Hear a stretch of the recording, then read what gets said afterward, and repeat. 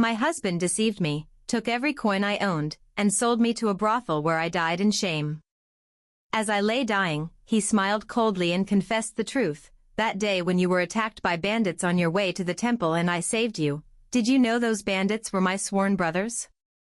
From beginning to end, I had been nothing but a joke. After I smashed my head and took my life, I was reborn, back to the day I reunited with my childhood friend, the young general, after years apart. He was to escort me to the temple for prayers. In my past life, I refused. But this time, I looked at him with burning eyes. General, bring more soldiers. If there are bandits, capture them alive. I was the richest heiress in the capital. After my parents' sudden death, they left me a fortune large enough to live in comfort all my life. But everything changed when I met Tan Hui. A hero saving a damsel, just like in romantic tales. No one can resist the heart of a hero. And neither could I.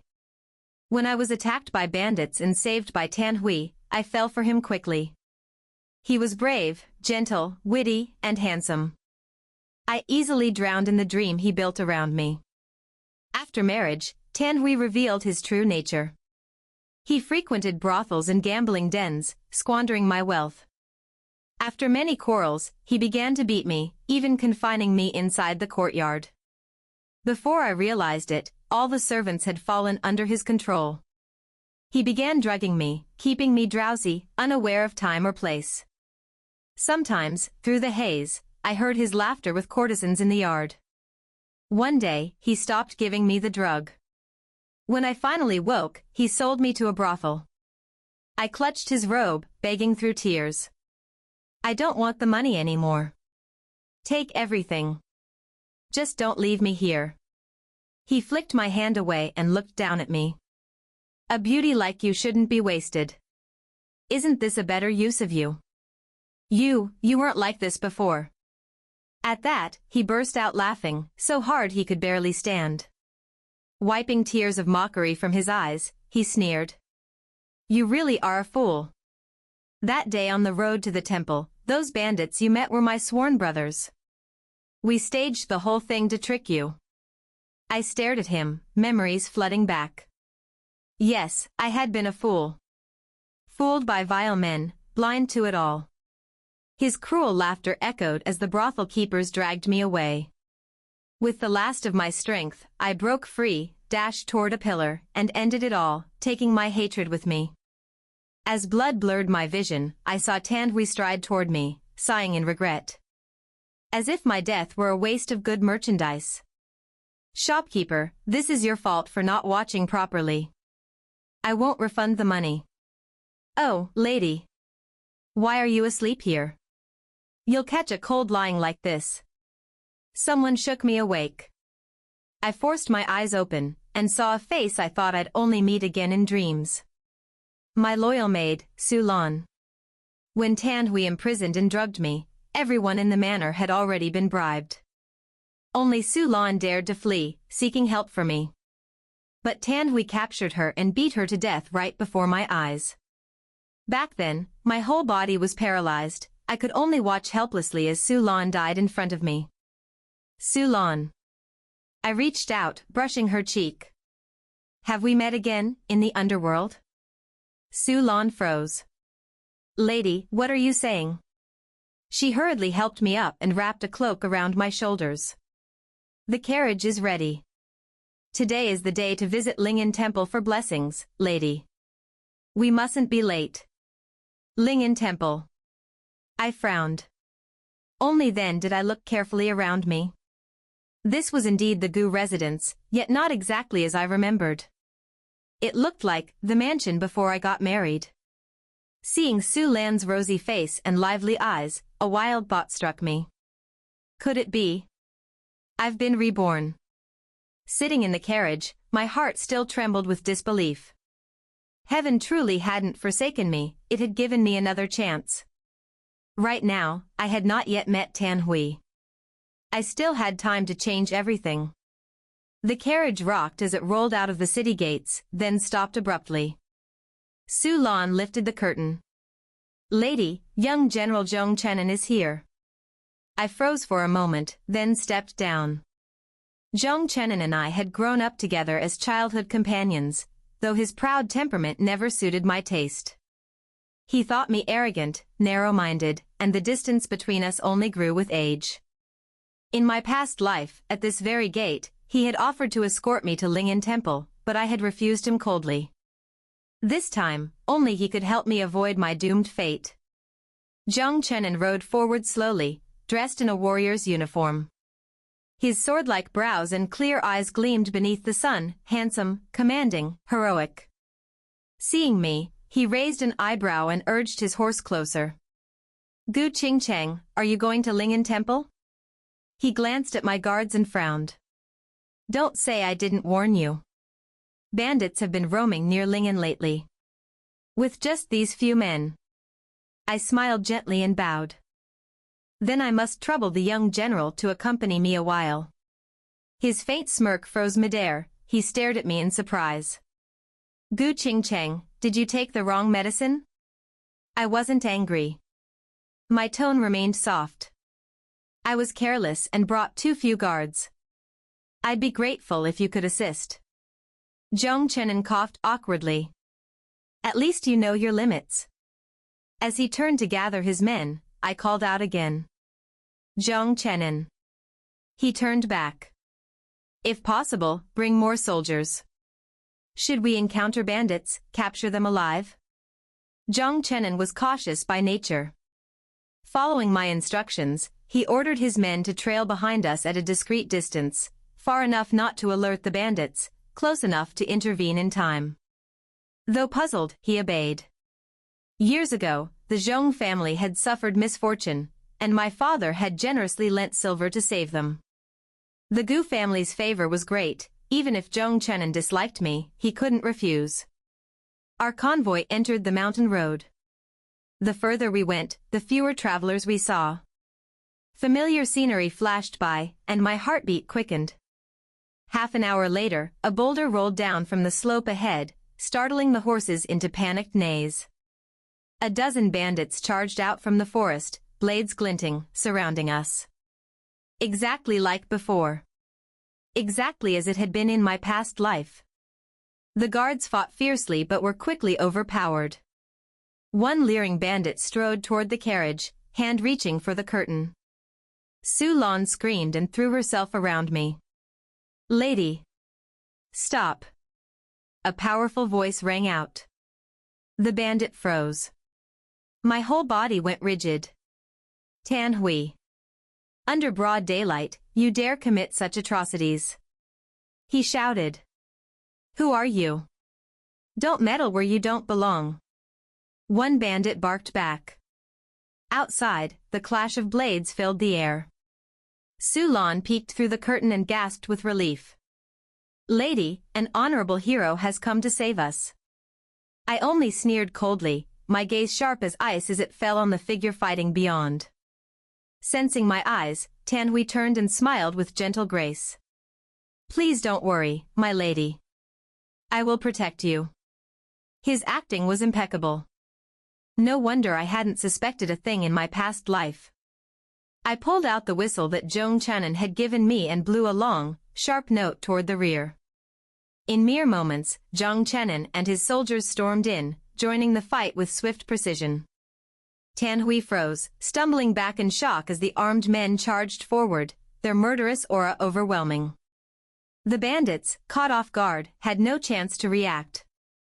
Realizing the tide had turned, they tried to flee, but it was too late. At Zhong Chenin's command, the soldiers surrounded them in formation. Within minutes, the bandits were subdued, forced to their knees. I stepped down from the carriage, gazing at the groaning bandits beneath my feet, my handkerchief clenched tightly in my palm. "General Zhong, take them to the magistrate. Leave no one behind." Tan Hui's face drained of color. "My lady." When I turned to look at him, he quickly masked his panic, speaking with feigned calm. "These men must be local peasants, driven by hardship. Life is not easy for them, why not show mercy?" "Not easy," I echoed softly. "Yes," he said with a faint smile, "so?" So because life is hard, they planned to rob and kill me. My gaze turned icy. What kind of logic is that? Tan Hui stared at me, speechless. Right, he must have already investigated this Gu lady, learning she was meek and soft-hearted, easily manipulated. But my reaction was clearly not what he had expected. In my previous life, he had used this very excuse to release his so-called sworn brothers. I no longer spared him a glance and turned toward my carriage. There's no need to visit Lingyan Temple today. I should return home to cleanse myself first, lest I offend the Buddha with such filth around. Zhong Qinan ordered his men to escort the captured bandits behind my carriage. The bandits clearly hadn't anticipated this turn of events. Some instinctively turned to Tan Hui for help. He snapped to his senses and rushed after me. My lady. I sat inside, lifting the curtain to meet his desperate gaze. And what about you? I asked coolly. He blinked. Me. Tan Hui forced a smile. I'm your lifesaver, am I not? Ah, I said, as though remembering something trivial. That's right. A savior must be rewarded. I smiled faintly. Please, come with us back to the capital. I'll make sure you're handsomely thanked. When we returned to the city, I went straight to the magistrate's court. Our arrival caused quite a stir, an entire troop, prisoners in tow, drawing curious onlookers from every street. I was summoned to testify, tears streaming down my cheeks. Your Excellency. On a desolate road, these men ambushed my carriage with malicious intent. My parents are long gone, I have no one to rely on, please grant me justice. These bandits, they were too well trained, too ruthless, almost like... Like what? The magistrate pressed. I lowered my voice deliberately. Like deserters. As the words left my lips, I glanced toward Zhong Qinan. Instantly, every eye in the hall turned to him. He caught my look, then bowed to the magistrate. Indeed, these bandits show signs of military training. Their moves aren't those of common thieves. The magistrate slammed his gavel. Then imprison them. Investigate thoroughly. When we left the court, Zhong Qinan walked beside me for a while, then finally asked. You seem to have a personal grudge against these bandits. I smiled coldly. They tried to rob and kill me. Naturally, there's a grudge. Raising my eyes to him, I softened my tone. Thank you for today. He waved it off. Just this once. Duty called, he couldn't stay. Soon, he and his men departed. As I approached the Gu family carriage, laughter drifted from afar. I looked up and saw Tan Hui standing beside the carriage, chatting with Su Lan, who was giggling like a child. My face darkened. I strode forward swiftly. Noticing me, Tan Hui straightened at once, quickly composing himself and bowing politely. Lady Gu. Seeing me board the carriage, Tan Hui said softly, I'll be troubling you for a while, my lady. Once I find my family and recover some funds, I'll leave the capital. I smiled faintly. It's no trouble at all. You may stay in the manor as long as you need. As I lowered the curtain, my face hardened. I turned to Su Lan. From now on, you are not to speak to him. You are not to look at him. And you are never to smile at him. Su Lan blinked in confusion. Lady. Did you hear me clearly? I rarely used such a severe tone with her. Terrified, she bowed. Yes, lady. I understand. 10 days later, news came from the magistrate. The captured bandits refused to admit they were deserters or reveal who had sent them. Still, a few slipped up and confessed to killing travelers. With blood on their hands, there could be no pardon. Those who take lives must pay with their own, an unchanging truth through the ages. They were sentenced to hang in 15 days, to be executed publicly in the market square. And yet Tan Hui showed no sign of concern. He lived in the Gu estate as if it were his own home. Su Lan reported that he had already befriended quite a few servants. I glanced down at the list of names she had written, curling my fingers slightly. In my past life, these very people had helped Tan Hui imprison me, drug me. Call the steward, I said coldly. Su Lan left without a word. When the steward arrived, I handed him the list. Sell every one of these people. I don't want to see them in the Gu estate tomorrow. Disloyal servants were nothing but hidden dangers. The steward froze. My lady, have they done something wrong? They have, I replied simply. He didn't ask further, only bowed. At once, my lady. He was one of the few my parents had left me. In my past life, Tan Hui had forced him out, but he'd never betrayed me. That was why I still trusted him. Sure enough, 3 days after those people were sold, Tan Hui could no longer sit still. I met him by chance in the bamboo grove. He was lightly dressed, practicing sword forms among falling leaves, a picturesque sight, I had to admit. Pretending not to notice me, he thrust forward sharply. A single bamboo leaf landed neatly on the tip of his blade. Lady Gu. He turned, seeing me at the entrance to the grove. He quickly sheathed his sword, stepping aside awkwardly. I was discourteous. It's fine, I said evenly. I didn't mean to disturb you. Then I walked past him. But just as I did, my foot slipped. Be careful. Tan Hui lunged to catch me by the waist. Every nerve in my body went rigid. I twisted sharply away, avoiding his touch. And fell hard to the ground. Lady!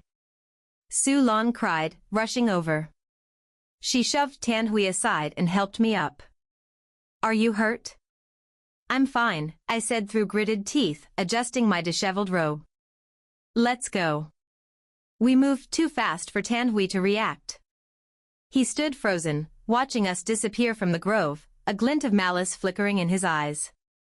I had hoped the imprisoned bandits would suffer and eventually turn on each other, ideally naming Tan Hui as the mastermind. That was why I'd kept him close, afraid he might flee. But I had misjudged. They were loyal to him, so loyal it defied reason. Would they truly go to their deaths for him? Then came the greater shock. 3 days before their execution, the bandits were found dead, allegedly by suicide in their cells. Zhang Chenin had been at the scene.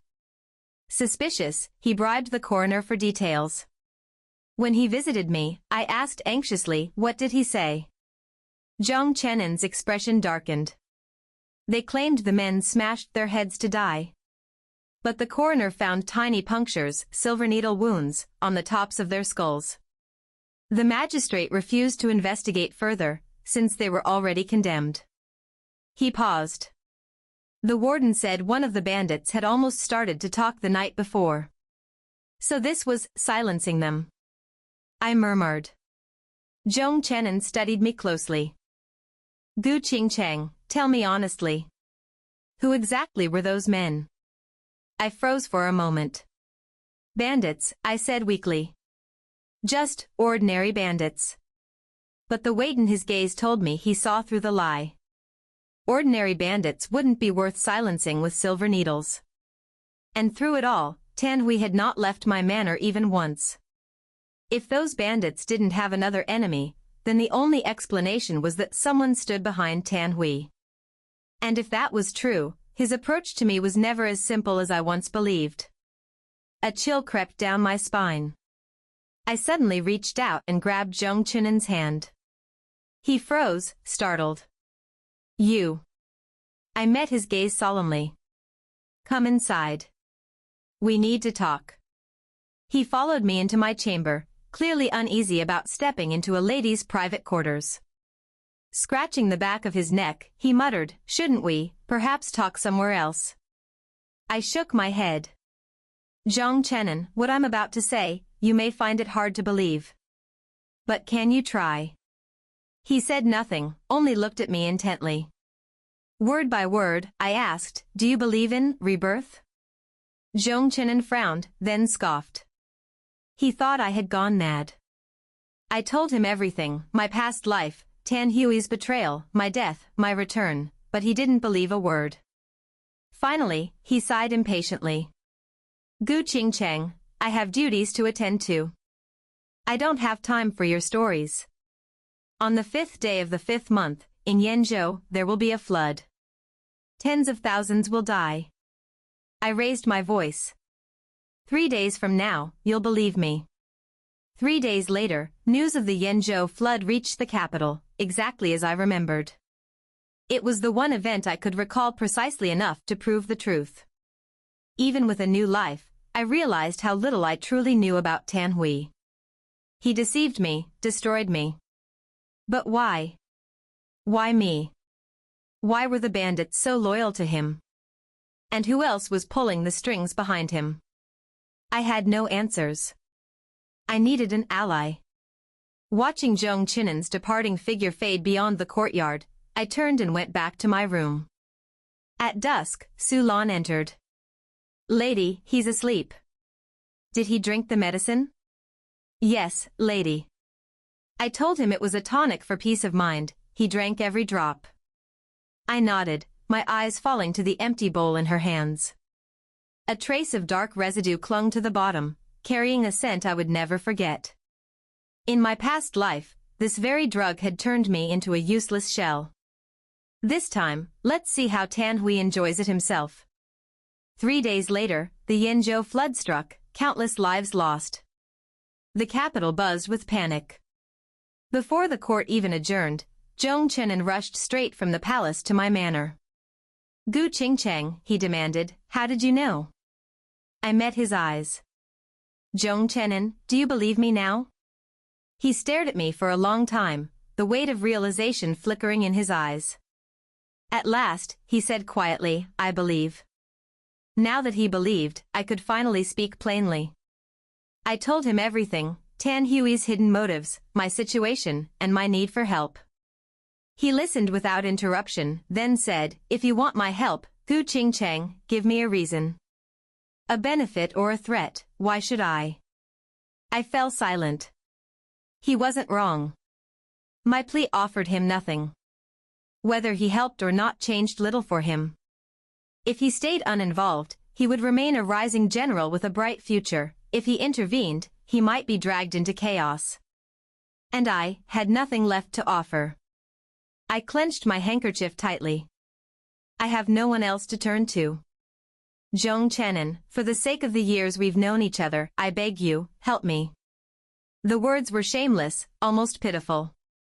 There had never been any deep bond between us. Feeling my request too light, I tried to bow deeply in thanks, but before I could lower my hands, he reached out and caught them. The warmth of his touch startled me. He withdrew his hand quickly. No need for such formality. Then, he turned his face away. I never said I wouldn't help. The Gu family once saved the Zhong family. We're not the kind to forget our debts. He didn't stay long, only asked a few more questions before leaving. I saw him out personally. Thank you, General. He paused at the threshold. You're far shrewder than you used to be. Whether it was praise or irony, I didn't care. What mattered was, he had agreed to help. I was no longer alone. Zhong Qinnen assigned trusted men to guard me and ordered his subordinates to keep a close watch on Tan Hui's movements. Days passed without a trace. Just as doubt began to creep into my heart, Zhong Qinnen returned. Tan Hui has left the Gu estate, he said grimly, without leaving a single clue. I'll follow him myself. Be cautious, I said quickly. Your safety comes first. Zhong Qinnen held my gaze for a moment, then nodded. He followed Tan Hui all the way to Tian Shui Pavilion, the largest and most luxurious brothel in the capital. By then, dusk had fallen, and the place was lively with music and laughter. Tan Hui went straight upstairs, walking with the ease of someone familiar with the place. He opened the last room at the end of the corridor and stepped in. Zhong Qinnen hesitated for a moment, then quietly entered the adjacent room. He climbed out the window and onto the roof, carefully lifting one tile above Tan Hui's room. Below, Tan Hui stood before a man cloaked in black. Two attendants in embroidered robes flanked the cloaked figure. One of them sneered, "Tan Hui, you've got some nerve showing your face here. After all this time, you've still failed to win over the Gu family's young lady. The master is most displeased with you." Tan Hui dropped to his knees at once, bowing his head to the floor. "Please, my lord, give me 5 more days." Zhong Chenan's pulse pounded like thunder. He forced himself to stay still, straining to hear every word. The meeting dragged on until late at night. Finally, the man in the black cloak departed, escorted by his attendants. One by one, the others left as well. Only then did Zhong Chenan retreat, slipping away into the night with silent steps. When he returned to find me, I was still sitting where he had left me, waiting. He took the cup of tea I had prepared for him and drained it in one motion. "Well?" I asked. He set the cup down and recounted everything he had seen at Tianshui Pavilion. I frowned. "Did you recognize any of them?" Zhong Chenan's expression darkened. "I did. One was Jiang Chao, son-in-law of the Minister of War. The other was He Ning, son-in-law of the Grand Tutor. And the man in the black cloak. I couldn't see his face. My breath caught. Jiang Chao. He Ning. No wonder I was so shocked, those two names carried weight across the capital. He Ning had once been a poor scholar, but a single poem caught the eye of the Grand Tutor's daughter, and he soon became the Grand Tutor's favored son-in-law.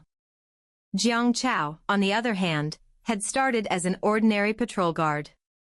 One day, he saved the minister's daughter from danger. With his handsome face and refined manner, he won her heart instantly. Under the minister's patronage, Jiang Chao now served as deputy commander of the city patrol, with a brilliant future ahead. Their love story had even been turned into books, fanning the city's fascination with the hero saves beauty fantasy. Wait, Jiang Chao. His path was almost identical to Tan Hui's in my past life. I looked up sharply at Zhong Chenan, whose expression was equally grim. "If all of them serve the same master," he said quietly, "then we're facing something far more dangerous than we thought." Seeing my confusion, he explained, "If one holds the power of the Ministry of War, another the influence of the Grand Tutor, and with Tan Hui's growing fortune, together they could amass enough wealth and authority to control everything.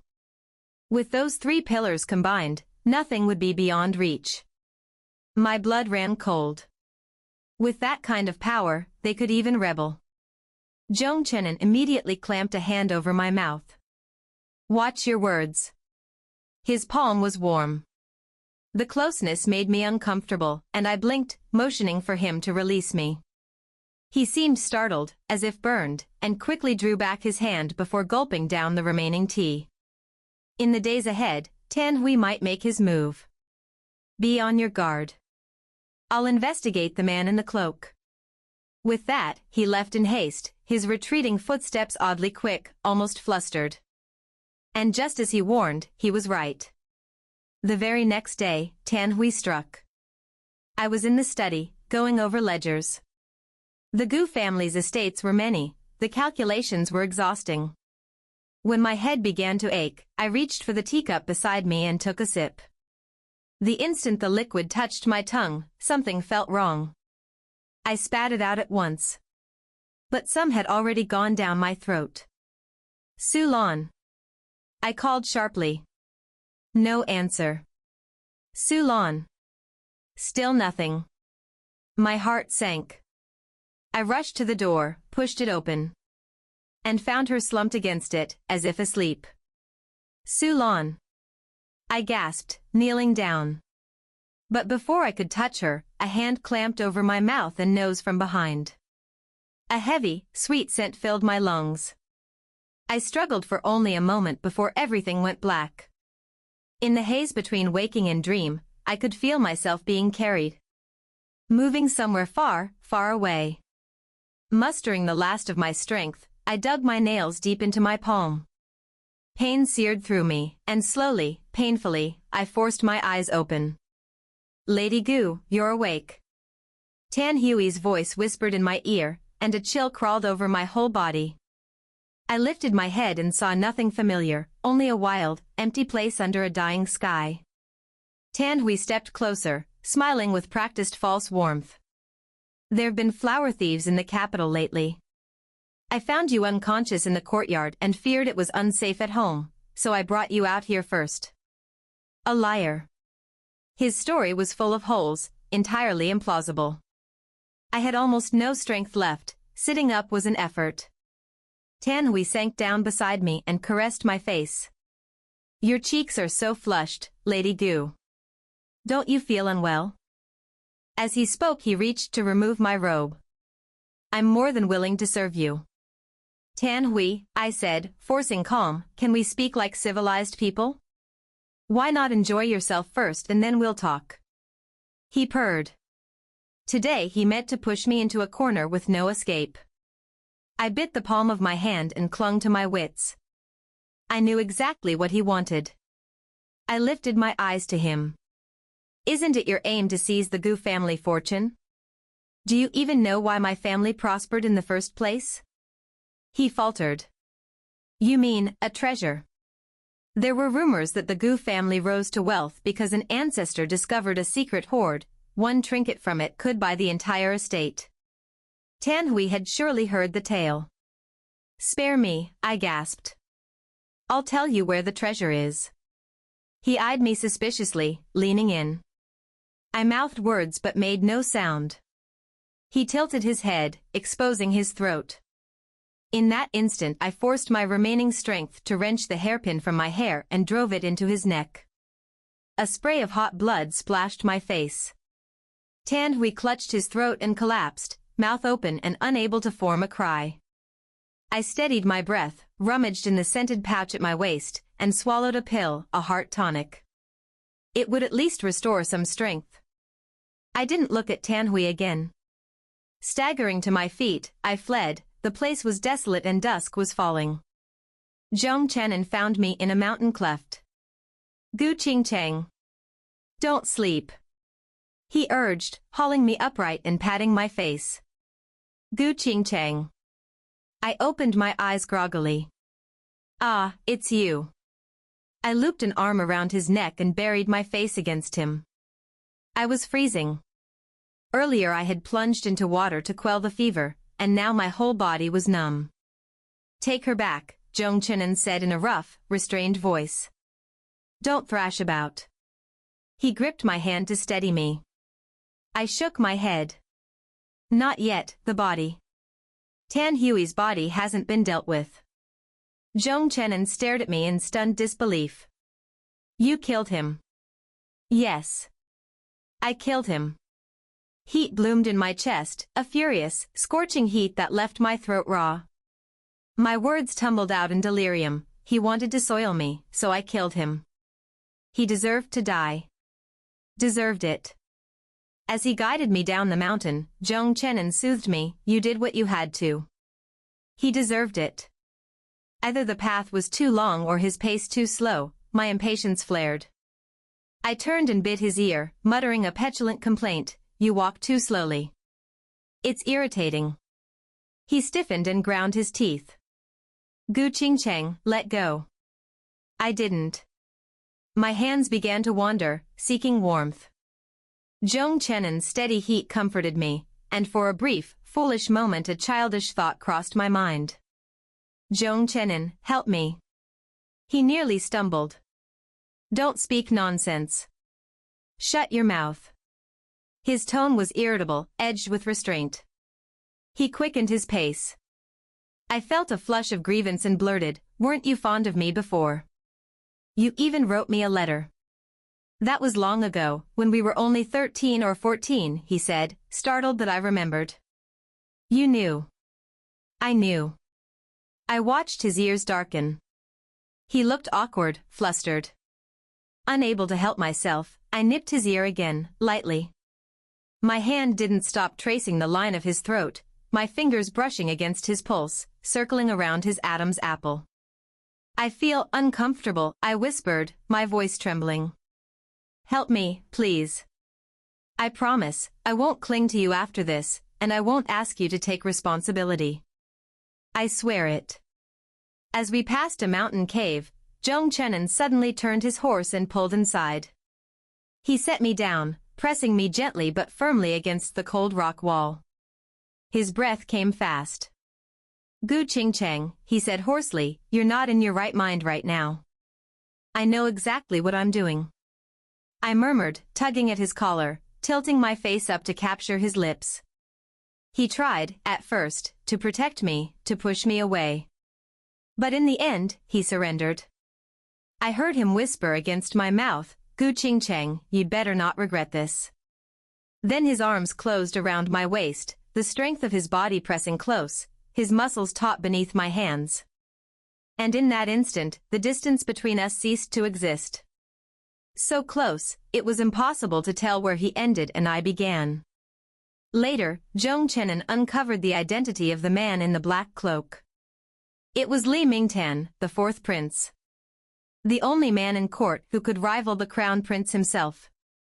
No one would have imagined that he resorted to such vile means, using marriages with ministers' daughters to draw powerful families into his faction and expand his influence. According to Zhong Chenin, Li Mingtan was preparing a grand move, and he needed an enormous amount of silver to pave the way. That was why he set his sights on the Gu family fortune. Tan Hui, it turned out, had been nothing more than a pawn. The man who truly destroyed my family was Li Mingtan. Zhong Chenin soon received orders from the crown prince to leave the capital and mobilize troops. I didn't see him off. I had my own plans to make. The whole capital was buzzing. The eldest daughter of the Gu family was getting married. Her groom, none other than the gallant Tan Hui, the so-called hero who had once saved her life. Rumors spread that he had been living at the Gu estate for some time. Now, it seemed, the happy union had finally come to fruition. I ordered servants to hand out wedding sweets at the gates. The more public the celebration, the better.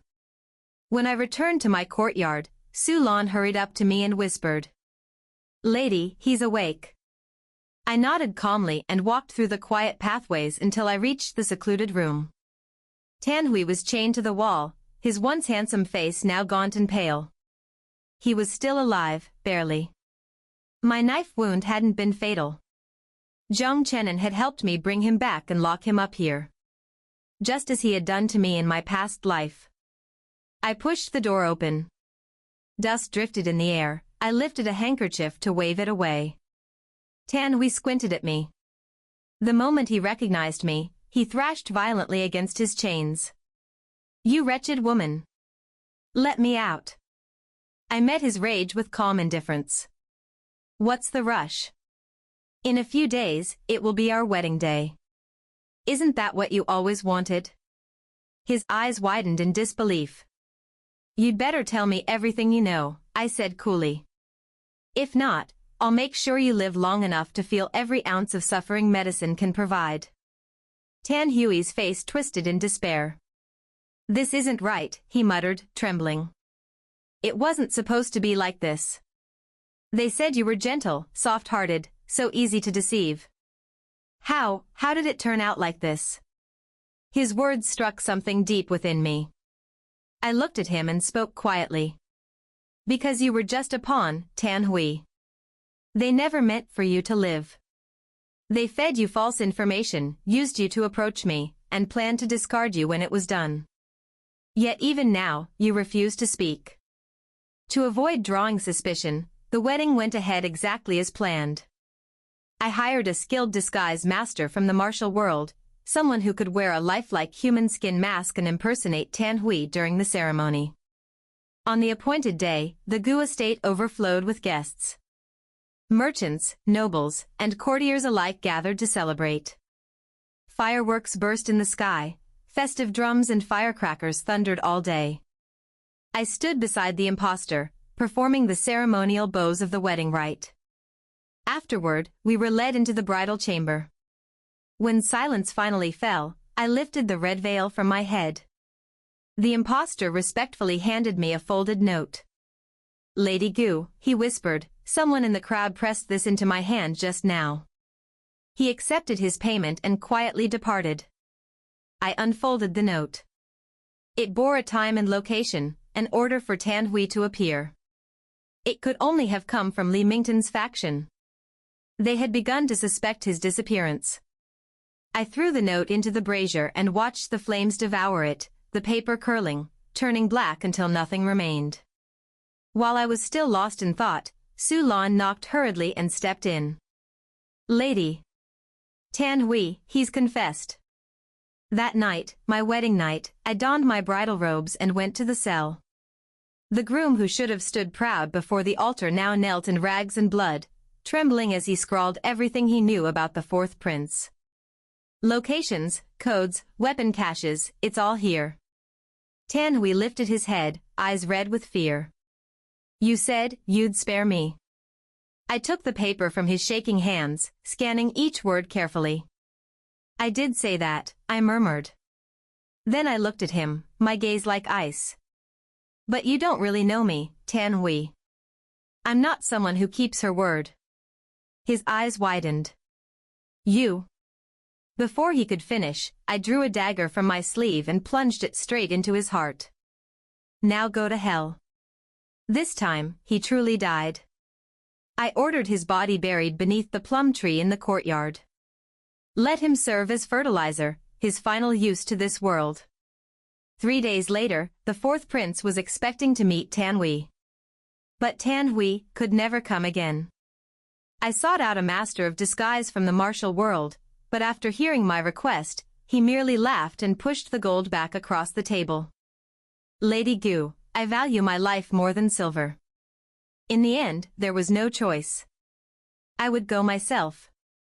"Lady, you can't." Su Lan pleaded, panic in her voice. "It's too dangerous." But I had no other option. Until Zhong Chenin returned, I had to hold off the fourth prince on my own. I needed to buy him time, to buy us time. I handed Su Lan the document Tan Hui had written. "Take this to the pastry shop on East Street." Zhong Chenin had told me once, it was one of the Crown Prince's secret businesses, used to pass information. That was all I could do.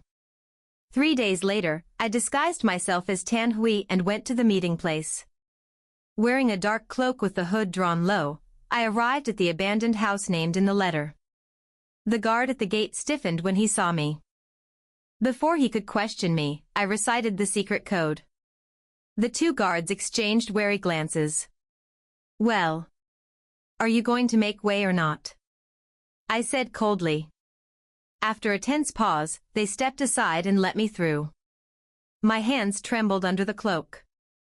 After all I'd been through, courage was something I'd nearly spent in full. The courtyard was desolate, its pond dry, weeds rising through cracked stone. A few rats scurried across my path. And yet, at one corner stood a beautifully carved table laden with food and wine. A man sat with his back to me, dining alone. I forced my breathing to steady and approached. When I stopped, he turned slightly. One glance from his eyes, cold, sharp, serpentine, was enough to make the hairs on my neck rise. Then he smiled. "Don't recognize me." My mind snapped to attention. I knelt quickly. "This commoner, Gu Qingcheng, greets your highness." Li Mingtan sipped his wine leisurely. "Strange. I was told the one I summoned today was not you." I lifted my gaze to meet his. "Tan Hui fell ill and couldn't come, your highness. I've come in his place." Li Mingtan gave a thin, mocking smile and raised his hand slightly. I didn't doubt that a mere gesture from him would summon blades to my throat. "Your highness!" I cried quickly. "I'm far more useful to you than Tan Hui ever was. I can offer you wealth beyond measure, help you manage your estates and businesses better than any man alive." His hand paused midair. He lowered his gaze, studying me, eyes narrowing with faint interest. "Then what is it you want?" "Nothing but your highness's protection," I said steadily. He tapped his fingers against the table, thinking. Each tap echoed like a drumbeat. The sound of his boots on the stone floor followed, measured, deliberate, suffocating. My knees ached against the rough ground, and cold sweat trickled down my back. It hit me then, what I'd said might not be enough to move him. So I took a gamble. "Your Highness," I said quietly, "have you ever heard of the Heshan treasure?" His gaze sharpened instantly.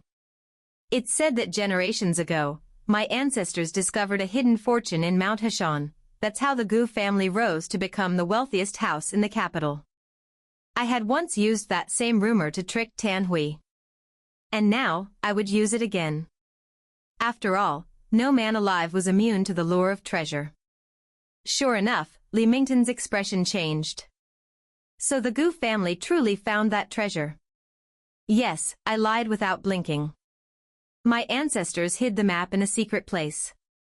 I am willing to offer it to your Highness, if you will grant me your protection." Silence fell over the courtyard.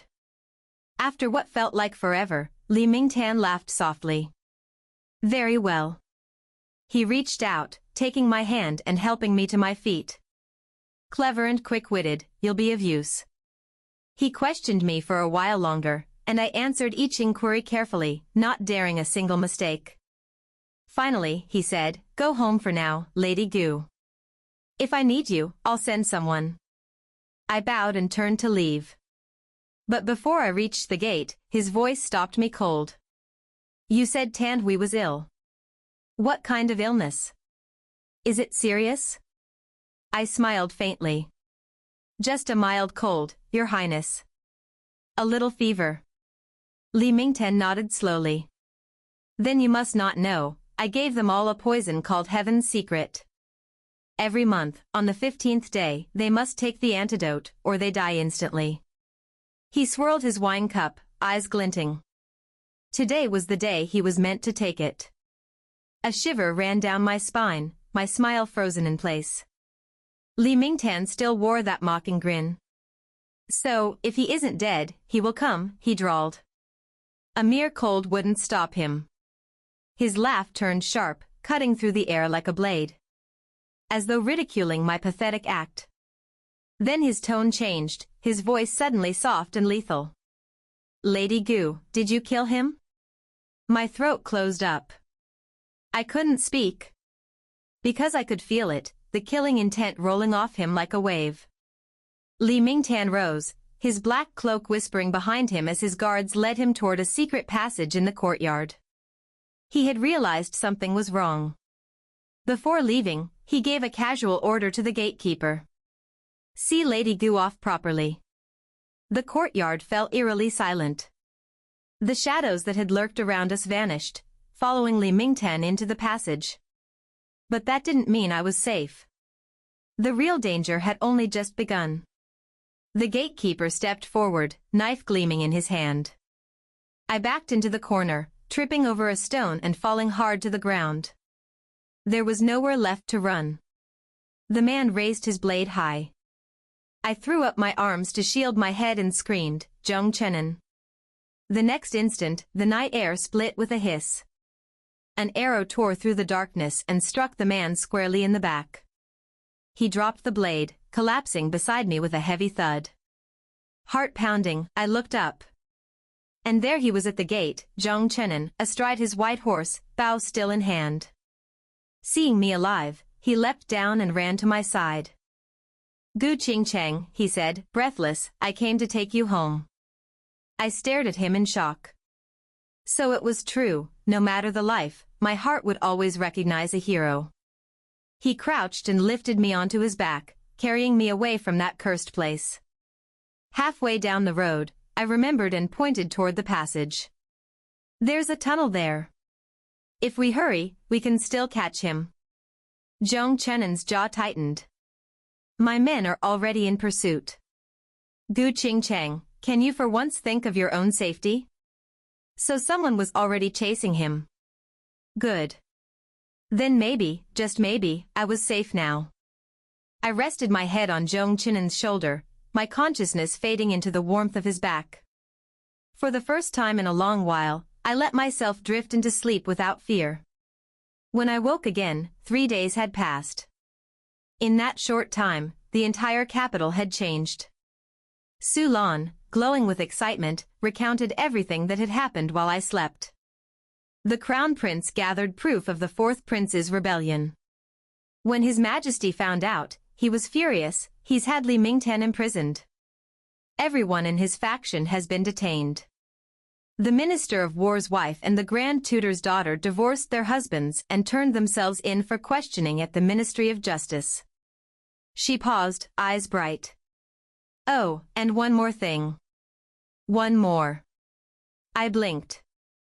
So much had happened in just 3 days, what else could there be? General Zheng has been visiting you every day, Sulan said with a teasing smile. He only left this morning when you still hadn't woken. Ah. So that was it. Zhang Chenin. I wanted to see him, too. After sleeping for 3 whole days, by evening I felt perfectly refreshed. Sulan accompanied me into the city. We bought many small things. She picked up a men's wrist guard I had chosen and frowned. Lady, why are you buying something for a man? I cleared my throat softly. Some things don't need to be asked. I thought I would see him the next day. But the next day came, and the next, and still no sign of Zhang Chenin. Rumor had it that with the fourth prince convicted, all his responsibilities had shifted to the Crown Prince. As one of the Crown Prince's most trusted men, Zhang Chenin had been promoted 3 ranks in succession and was now working tirelessly inside the palace. He hadn't left the royal grounds for days. A strange restlessness began to creep into my heart. When Su Lan finally rushed in, breathless, saying, Lady, General Zheng has just left the palace. Without a second thought, I climbed into the carriage and went straight to the Zheng residence. Zhang Chenin looked as though he had just returned from duty, his clothes dusty, his chin rough with stubble. When he saw me, surprise flickered across his face. He quickly raised a hand to cover his jaw. You, wait a moment. I'll go change first. Before I could speak, he turned on his heel and hurried inside. He'd never cared about appearances before. I couldn't help but smile and followed him a few steps. Zhang Chenin, stop. He paused beneath the eaves and turned to face me. My heart skipped a beat. I came to thank you.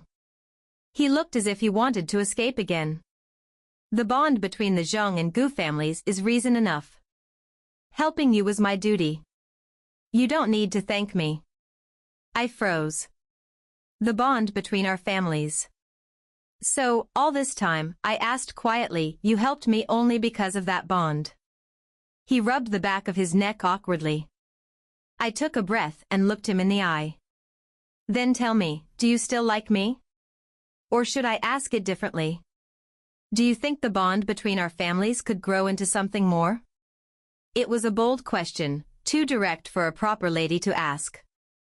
Any ordinary young woman would have died of embarrassment by now. But I simply stood there, meeting his gaze without flinching.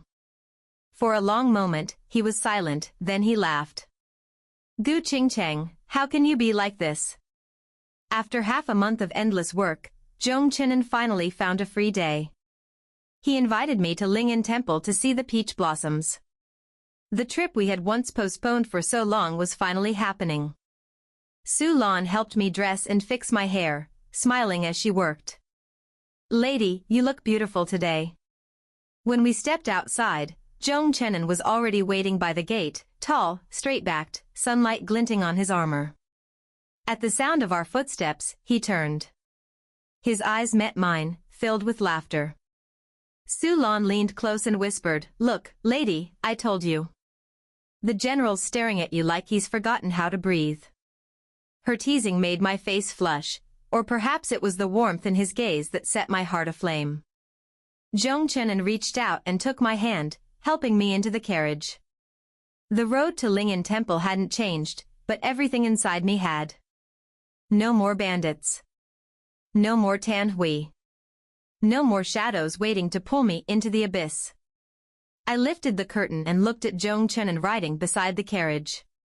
The sunlight fell across his face as he turned and smiled at me. And in that moment, I thought, how good it feels. Perhaps, this time, the future might be something worth looking forward to. Side story. We never did see the peach blossoms that day at Lingyan Temple. Because before we even arrived, I fainted. Zhong Chenin panicked and summoned the most renowned physician from Tian Hall to the Gu estate. The old physician took my pulse, his brows knitting, relaxing, then knitting again before he finally stroked his beard and said, "This is a pregnancy pulse." Zhong Chenin stood there, speechless. He looked at me. I looked back at him. After a long pause, he asked, "How do you feel?" "I feel fine," I replied. He nodded seriously. "Then I'd better go home." I blinked. "Go home? For what?" "Without turning back," he said. "To tell my family, our wedding will have to happen sooner than planned." The end.